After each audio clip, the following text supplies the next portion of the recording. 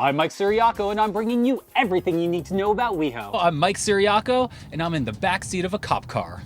Again. This month, West Hollywood celebrates St. Patrick's Day. We're here on the Sunset Strip at the Roxy in front of the second biggest joint I've seen all week. This year's Academy Awards will be held on February 9th, although it once again neglected to include accolades for many diverse characters and artists, both on camera and behind the lens. Tonight we're on the red carpet for the Queerty Awards, which honors LGBT representation in media and includes some very talented WeHoans. Let's dish with them now. The city of West Hollywood is getting the word out to vote in the March 2020 presidential primary election. Tonight we are here at the iconic Viper Room for The High End, where members of the SoCal cannabis community are hosting a showcase for some of WeHo's hottest young LGBT musicians. Let's go meet them now. The City of West Hollywood's Recreation Services Division hosted its annual Youth Halloween Carnival. It was the perfect place for little girls to dress up as Captain Marvel, while their fathers dress up as Captain Marvel. Today we're hitting up the Comedy Store, the premier comedy club of the Sunset Strip, to check out West Hollywood brunch and meet the next generation of LGBT comedians. Through November, West Hollywood observed Transgender Awareness Month. So, in honor of this theme, we'd like to take a moment to acknowledge some amazing transgender people who have advanced positive trans visibility with our Salute to Trans Celebrities.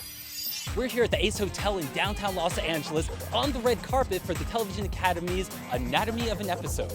Tonight, J.J. Abrams is going to be moderating this panel, which dissects the Man on the Land episode of Transparent. So let's go land us some interviews.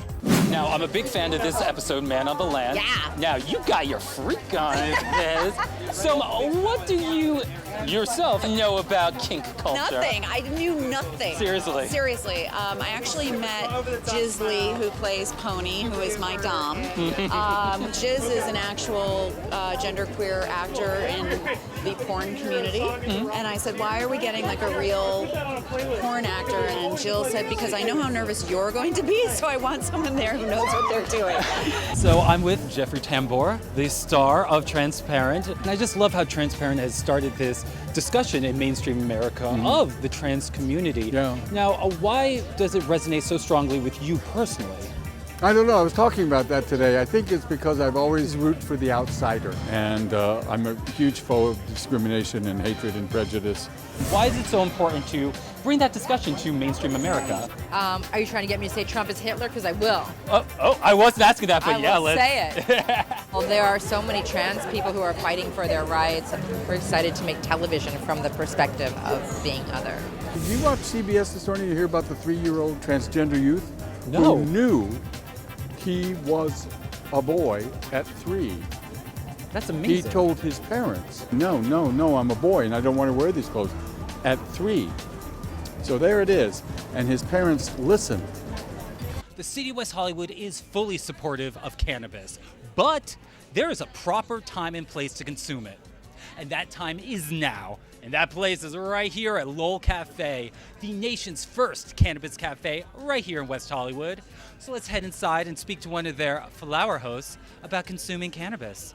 Come on. Now, this is the first cannabis cafe in the nation. Why are we able to have this in West Hollywood, but not in other places? West Hollywood is known to be one of the cannabis capitals of the country, so of course this would be the place where it'd be happening. As far as everything we offer, we have pre-rolls, flower, edibles, concentrates, we have bongs to hit, puff codes to use. It's pretty awesome. What are the rules here for consuming cannabis? So you basically just want to think about it as you were going to a regular bar. So just come, know your tolerance level, know what your responsibility is. It's a good time. So last question, say you were gonna come in here and you could only order one thing, what would it be? It would be the vegan nachos, hands down. Perfect for 2 people. It's a pretty hefty plate. It's also really good for both meat lovers and vegetarian lovers, guys. It is incredible. And quick reminder, just like alcohol, it's fun, but don't get behind the wheel of a car and drive while you're on it. Stay safe, WeHo. Today we're at the West Hollywood Library to speak with Andre Asaman, author of Call Me By Your Name, the love story between 17-year-old Elio and 24-year-old Oliver, which has catapulted into pop culture this year with the release of its film adaptation, which is an Oscar nominee for Best Picture. Let's go chat with Andre and spill some peach tea.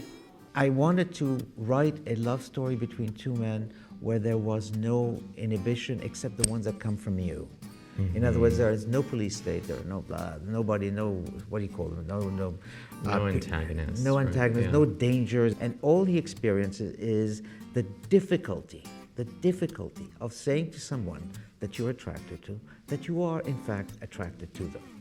That is never, ever been a simple thing. Now, unlike Elio, you are completely straight, you got the kids and all. Right. So what motivated you to write this incredibly sensual, homoerotic story? It came sort of accidentally. I was writing a book about a man and a woman. It was getting me a lot of trouble. I said, let's make it a man and a man. That's going to be exciting. I'll explore this one. And I loved it. I loved every moment. Me too. For some reason, it came out very true. Truer than the things that I was writing about. And it's as if there's a part of me in my head or in my soul that wanted to speak this language, this story. And so it just bubbled up. And in the space of 3 months, I had a whole book. I've never written that fast. Any form of sexual identity troubles me because it means that you're not open to the opposite happening. If you're entirely straight, does that mean you never might be attracted to another person of your same sex? Now, one of the more vivid scenes in both the book and the movie, the peach scene, Yes. Where did that come from? I always give the same answer when people ask me that question. I don't know. Because I never tried. Look, I've tried many things in my life. That I never tried. The director said he tried it because he had to make sure it could work. And he said to Timothy Chalamet, he said, you know, that thing with the peach, it works. And Timothy answered back, yeah, I know, I tried it too. But Andre never did such a thing. You know, I might be tempted one day to do it, but I haven't. One last question for you before we go. Will you call me by your name? Sure, Andre. Mike. Thank you, Andre. You've been a peach.